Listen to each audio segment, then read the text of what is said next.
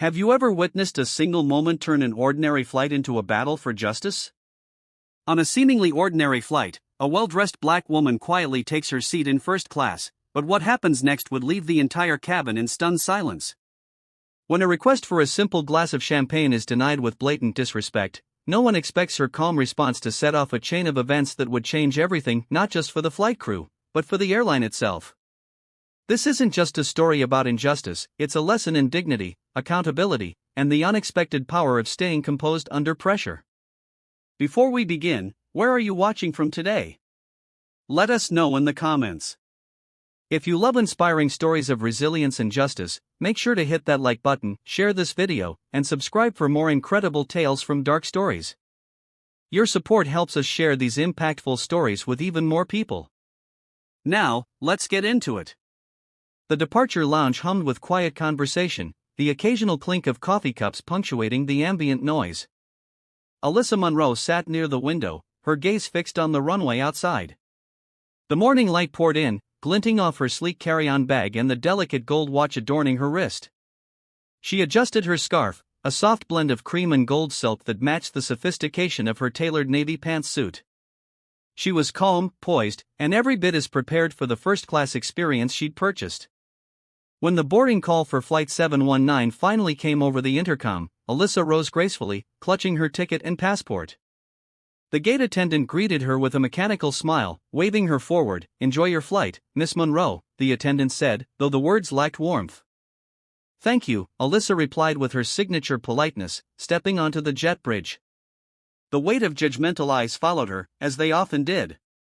She was used to it by now, the silent calculations strangers made about who she was, how she got here, and whether she belonged. The first-class cabin was a symphony of understated luxury. The wide plush seats gleamed in soft leather, each accompanied by its own screen, adjustable lighting, and a privacy partition. Alyssa felt a flicker of satisfaction as she located her seat, 2A, a window seat. This was her moment of calm, a well-earned indulgence after weeks of grueling work as a consultant for high-stakes mergers. She placed her carry-on in the overhead compartment, then sank into her seat, allowing herself a brief smile. The scent of freshly brewed coffee wafted through the air as a flight attendant breezed by, offering a tray of pre-flight refreshments.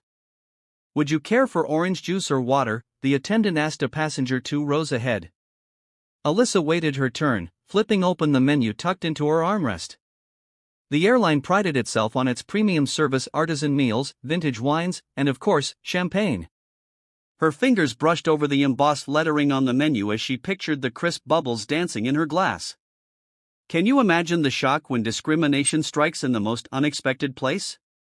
The flight attendants made their rounds, distributing warm towels and offering personalized greetings to passengers. Alyssa noticed, however, that their smiles seemed brighter for some than for others, a subtle shift in demeanor when they approached her row. "Can I get you anything to start, ma'am?" asked a tall blonde flight attendant named Lisa, her tone polite but holding a sharp edge, the kind that suggested courtesy was an obligation rather than a choice. "Yes, I'd love a glass of champagne," Alyssa said, her voice even. Lisa's expression flickered, an almost imperceptible raising of the brow, a hesitation that wasn't present moments earlier. "Oh," she said with a feigned sweetness that barely concealed her condescension, "champagne is for our first-class passengers." "Are you sure you're in the right seat?" Alyssa's heart skipped a beat, but her outward demeanor remained calm. She met Lisa's gaze steadily, her expression unreadable. "Yes," she replied, producing her ticket and handing it to the attendant. "I'm quite certain." Lisa scanned the ticket, her eyes narrowing ever so slightly. With a reluctant smile, she handed it back. "Of course, my mistake," she said, though her tone suggested she didn't believe it was a mistake at all. The attendant walked away without fulfilling Alyssa's request. Alyssa leaned back in her seat, her fingers tightening briefly around the armrests. This wasn't the first time she'd encountered this kind of treatment, but it stung nonetheless. She had worked tirelessly for every achievement in her life, and yet in moments like this, it felt as though none of it mattered. She took a deep breath, reminding herself that she had nothing to prove. Her seat in first class wasn't a privilege, it was her right, just like anyone else who had paid for it. When Lisa returned to the row, she began serving champagne to the other passengers. A man in the aisle seat across from Alyssa, a businessman with a Rolex and a smug grin, winked at Lisa as she poured him a glass. Alyssa caught his amused glance in her direction, his smirk brimming with unspoken commentary. Another flight attendant, Mark, appeared at Lisa's side. He glanced at Alyssa, then leaned in to whisper something. Both attendants shared a quiet laugh before Lisa spoke louder this time. Some people just don't know how to act in first class. The words were not addressed to anyone in particular, but Alyssa knew they were meant for her. She could feel the weight of eyes on her from the surrounding seats. A few passengers exchanged uncomfortable glances, while others simply watched, entertained by the spectacle. Alyssa's chest tightened, but she maintained her composure. Slowly, deliberately, she reached for her phone. With practiced ease, she tapped the screen and selected a contact. The name on the screen read Executive Relations, Global Air. When the line connected, Alyssa's voice was calm, steady, and chillingly formal. "Hello, this is Alyssa Monroe. I'm on flight 719, and there's a situation I need resolved immediately." Her words cut through the quiet murmurs of the cabin like a blade, and for the first time, Lisa and Mark's smug expressions faltered. The air in the first-class cabin shifted. It wasn't a physical change, but a tension, a crackling unspoken awareness that something significant had just occurred. Alyssa Monroe placed her phone back on the tray table, her fingers brushing lightly over the smooth glass surface. Her face remained composed, but her eyes were sharp, her gaze fixed ahead as though she were calculating her next move. Lisa and Mark exchanged uneasy glances from the galley at the front of the cabin.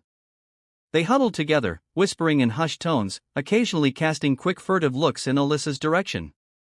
The easy confidence they had displayed moments earlier was beginning to unravel. Alyssa leaned back in her seat, her posture relaxed but deliberate. She could feel the weight of judgment still hanging in the air, the stares from the other passengers, some curious, others skeptical. The businessman across the aisle cleared his throat, leaning slightly toward her. "Everything all right, ma'am?" he asked, his voice tinged with feigned concern. Alyssa turned to him slowly, her lips curving into a polite smile that didn't quite reach her eyes. "Yes, thank you for asking," she replied, her tone cordial yet distant. The man shrugged, smirking as he picked up his champagne flute, swirling the liquid lazily before taking a sip. His watch caught the light, a flash of gold that seemed to underline the unspoken arrogance in his demeanor. "Just making sure," he added, his words trailing off as he turned his attention back to his tablet. Alyssa returned her gaze to the window, the clouds outside a serene contrast to the brewing storm inside the cabin. She tapped her fingers lightly against the armrest, a rhythm that matched her steady breathing. She was in no hurry. She knew patience often carried more weight than immediate action. Minutes passed, the cabin settling into the quiet hum of preparation for takeoff. The pilot's voice came over the intercom, announcing a slight delay due to unexpected logistical matters. Lisa and Mark's faces tightened at the announcement. Lisa moved toward the cockpit, her steps brisk and purposeful, while Mark lingered in the galley, fidgeting with a stack of menus that didn't need arranging. As Lisa disappeared behind the cockpit door, another flight attendant approached Alyssa's seat. This one was younger, with wide eyes and a nervous energy that betrayed her inexperience. She held a tray with water and orange juice, her hands trembling slightly as she stopped beside Alyssa. Ma'am, would you like a drink while we wait?" she asked, her voice barely above a whisper. Alyssa regarded the young woman for a moment before shaking her head gently. "No, thank you," she replied, her tone soft but firm. The attendant nodded quickly, retreating back to the galley. Alyssa watched her go, noting the nervous glance the young woman exchanged with Mark. It was clear the crew was on edge, though they didn't yet understand the full weight of what was happening. The cockpit door opened, and Lisa emerged, her face pale and tight. She avoided looking at Alyssa as she hurried to the galley, where Mark immediately pulled her aside. Their whispers grew louder, more frantic, as they debated their next steps. "I'm telling you," she called someone important, Mark hissed, his voice carrying just enough for Alyssa to hear.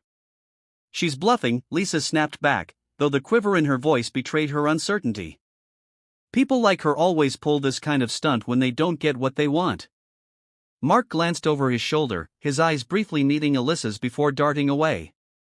"What if she's not bluffing?" Lisa didn't respond, her lips pressing into a thin line as she turned away, her hands gripping the edge of the counter. The tension reached a breaking point when a distinct knock echoed through the cabin door.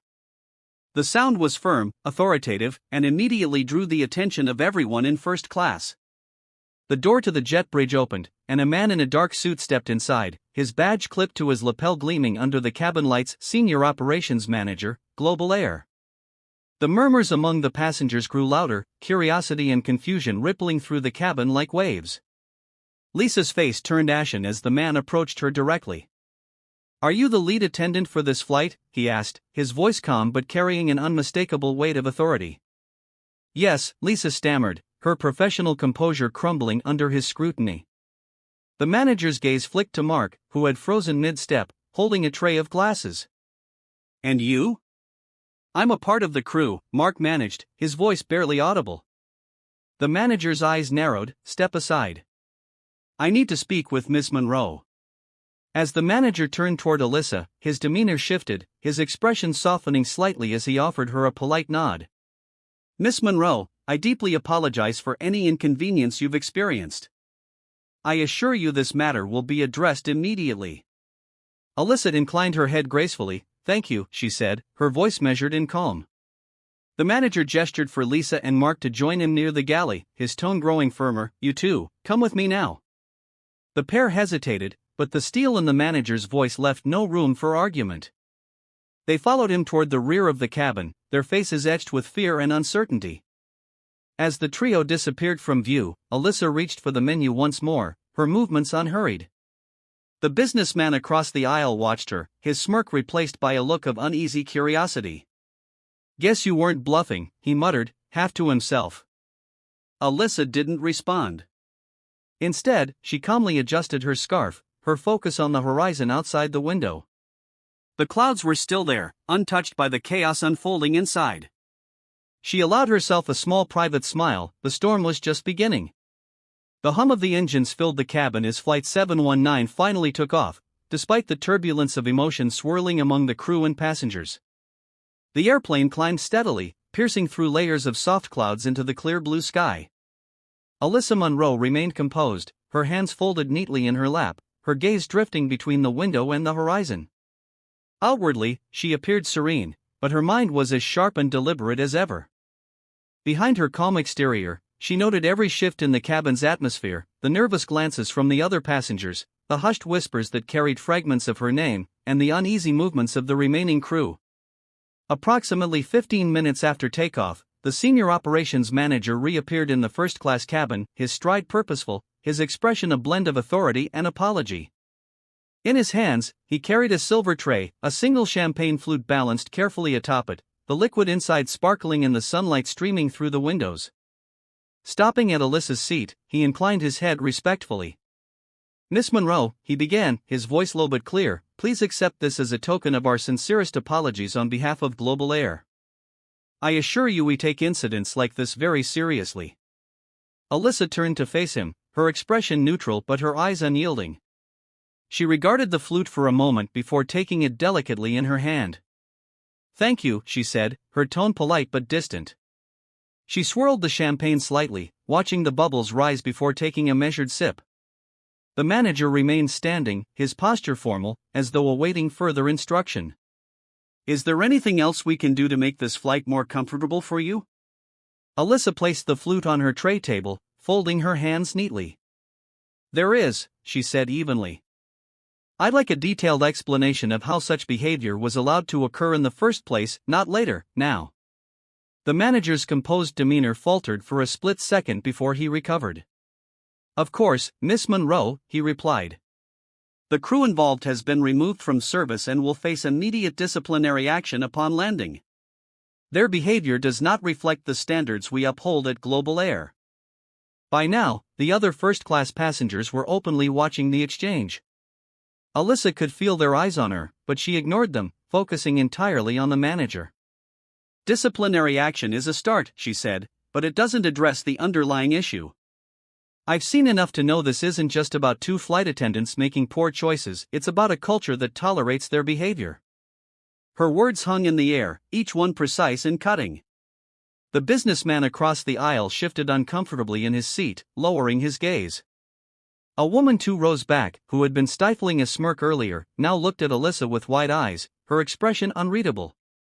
In the galley, the remaining flight attendants whispered among themselves, their anxiety palpable. Without Lisa and Mark to anchor their routine, they moved hesitantly, their usual confidence replaced by uncertainty.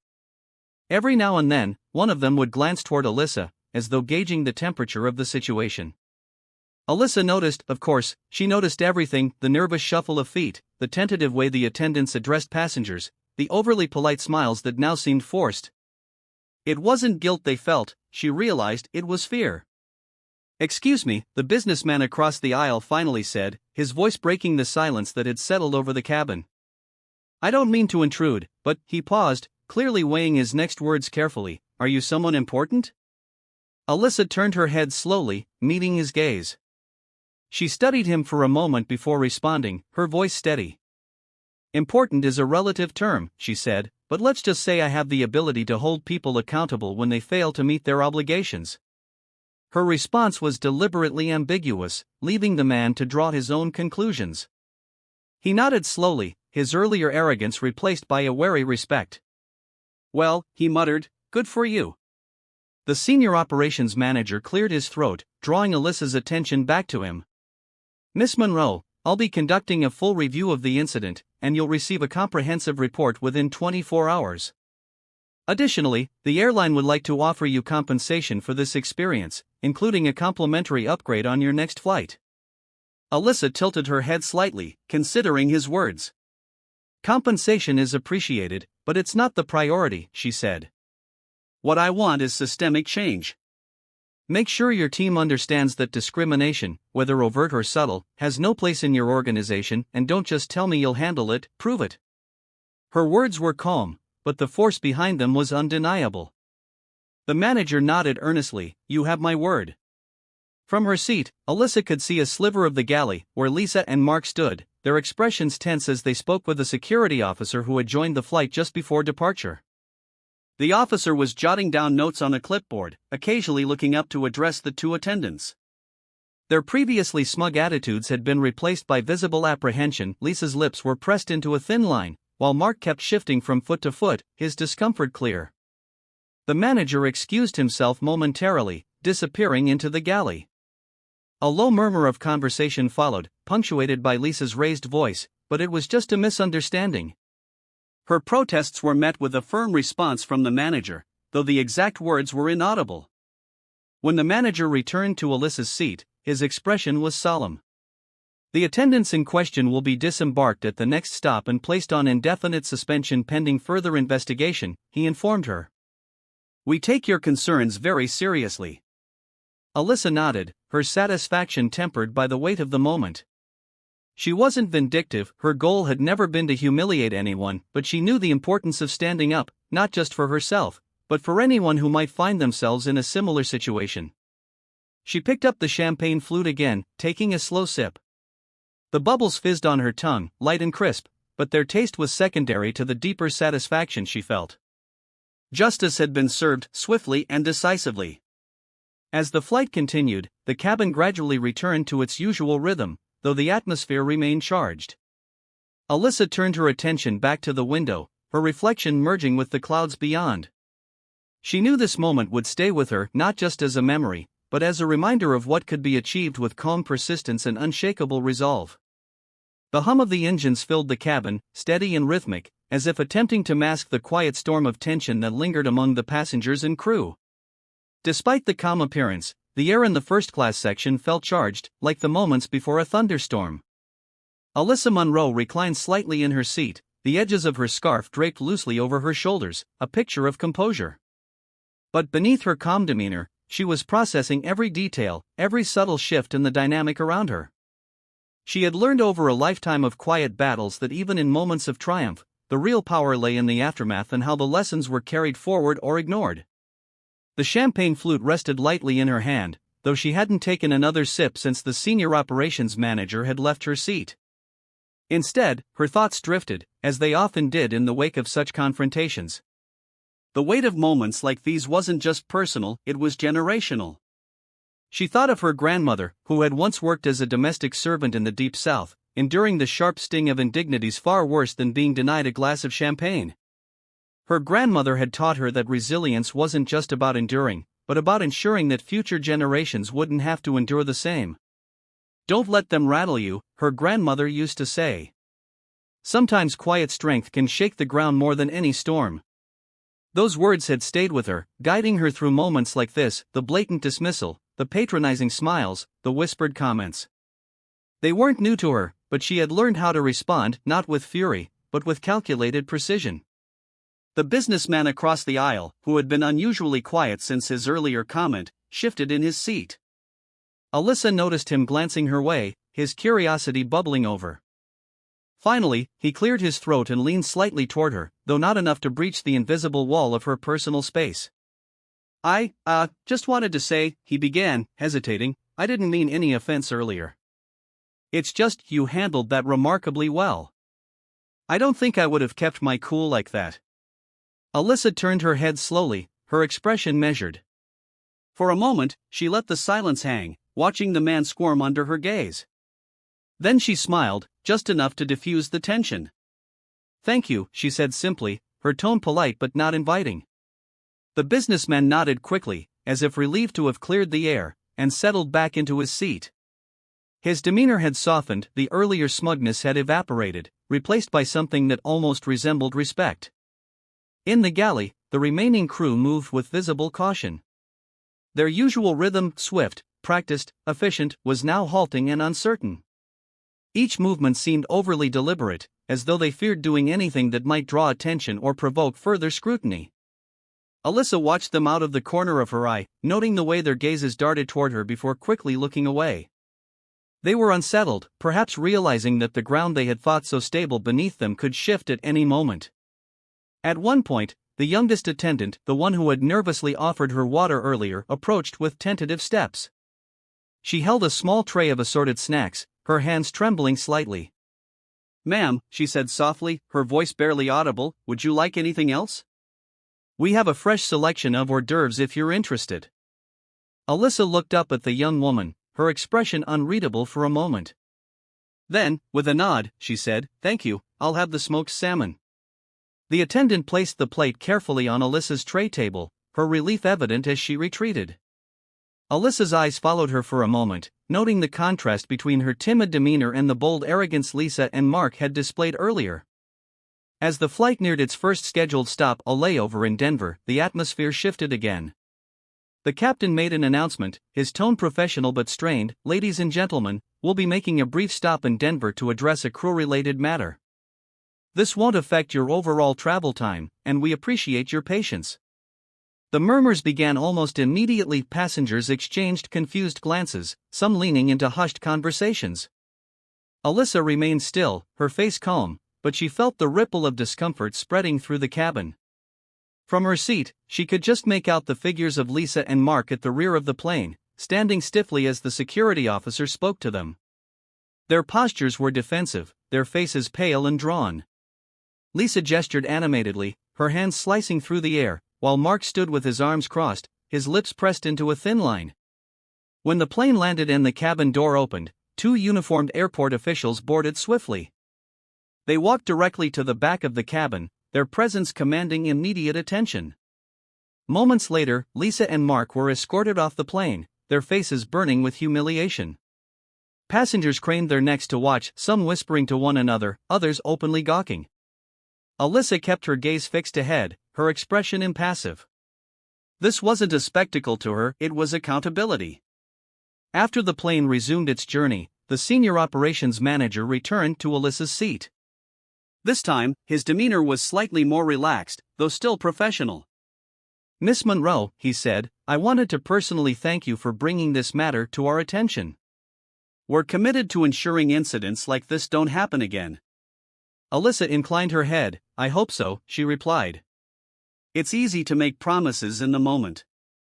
The challenge is following through when no one is watching. The manager nodded solemnly, acknowledging the weight of her words. Then, almost hesitantly, he handed her a small envelope. This is a formal letter of apology from the airline, along with details of the corrective actions we've taken. If there's anything further we can do, please don't hesitate to reach out. Alyssa accepted the envelope without opening it, placing it neatly on her tray table. Thank you, she said, her tone measured. As the plane continued its journey, the cabin settled into a quieter rhythm, the murmurs faded, replaced by the soft rustle of newspapers and the occasional clink of glassware. Alyssa gazed out the window, her reflection faintly visible against the blue expanse of sky.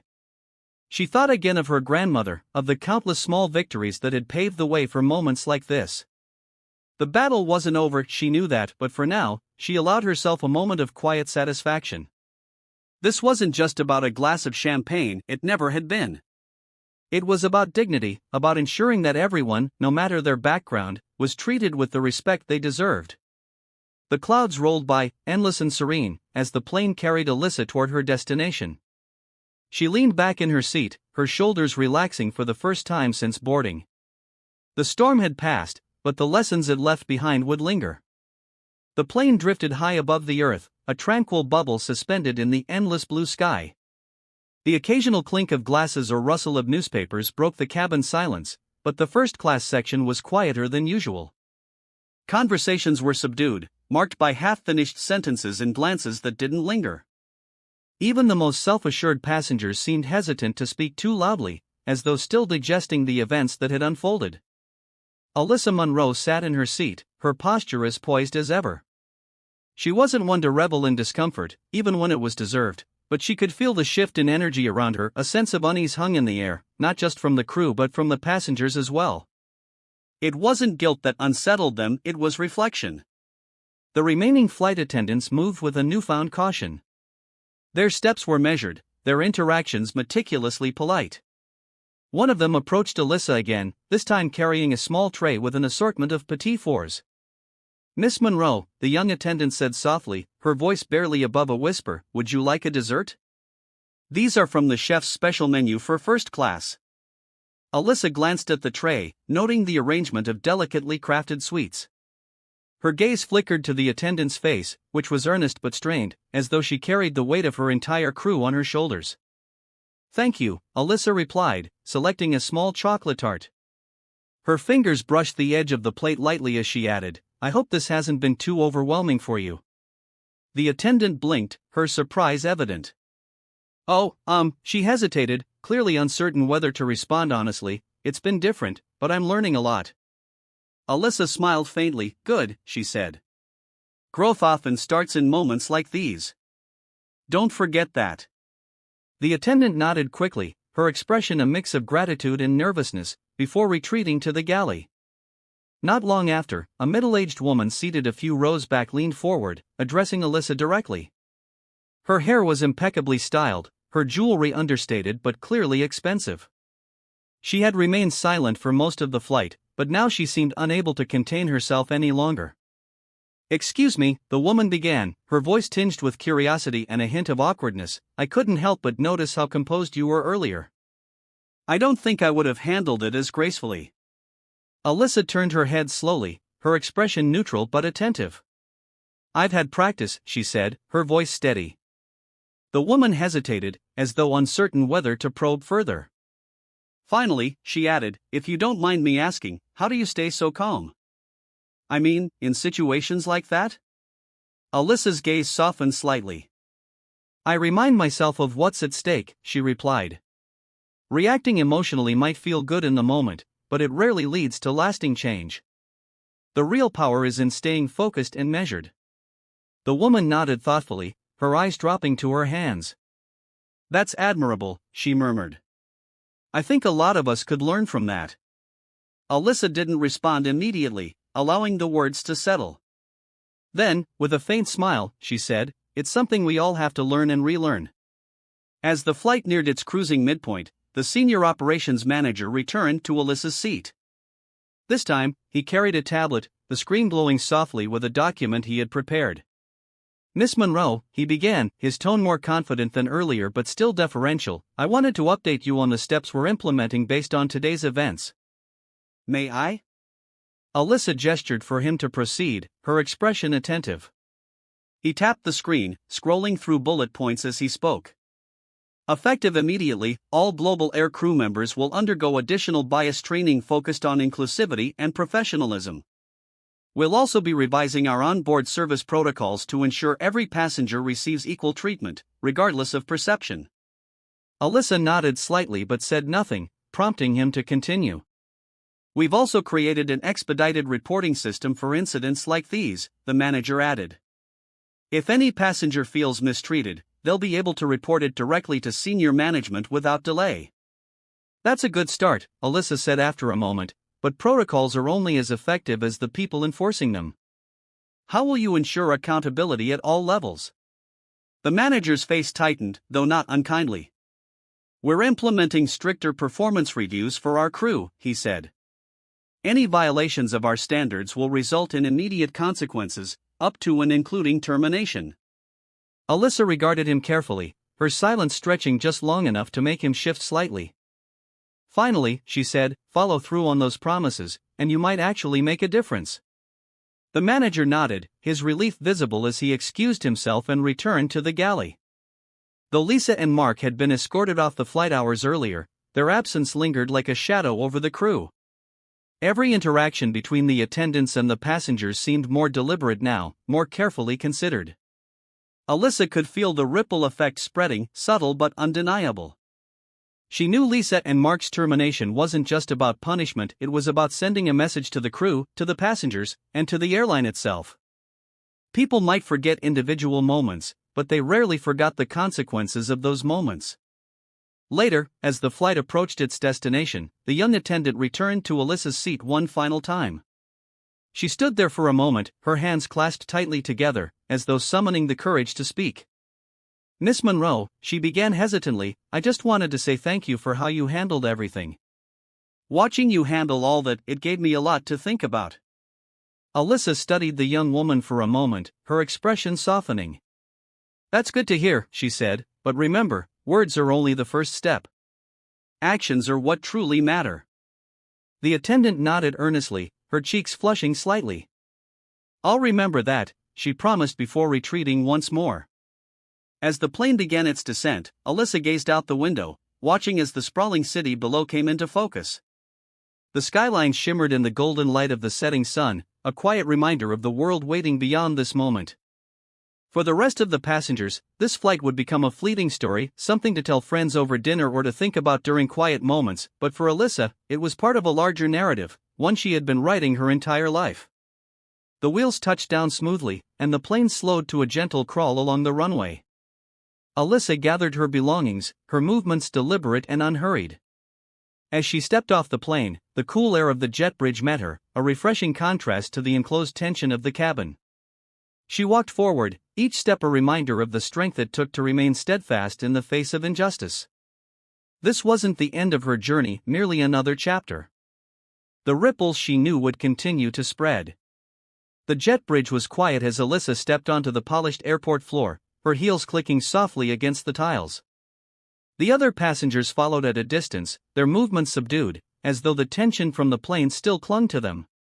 She adjusted her scarf and pulled the handle of her leather carry-on, her mind already shifting to the next steps. As she moved through the terminal, Alyssa felt the weight of her actions pressing gently on her shoulders, not as a burden, but as a reminder of responsibility. Every decision, every word spoken on that plane, was part of a greater ripple effect, one that had begun to stretch beyond the confines of the first-class cabin. Once through the terminal, Alyssa made her way to a quiet corner near the lounges. The airport buzzed around her, announcements over the PA system, the rolling of suitcases, the chatter of travelers, but she tuned it all out. She pulled out her phone and scrolled to her contact list, selecting a number labeled Grandma. The familiar ringtone hummed in her ear, and soon a warm, familiar voice answered. Alyssa, sweetheart, her grandmother said, her tone immediately softening with affection. How was your flight? Alyssa smiled faintly, leaning back against the wall. Eventful, she replied, her voice calm but laced with meaning. Let's just say I had to remind a few people what dignity looks like. There was a pause on the other end of the line, followed by a low, knowing hum. Oh, I see, her grandmother said. Another one of those moments, Yes, Alyssa replied, but this one felt different, more public, more immediate. And how did you handle it? Calmly, Alyssa said, her tone steady, at least, I think I did.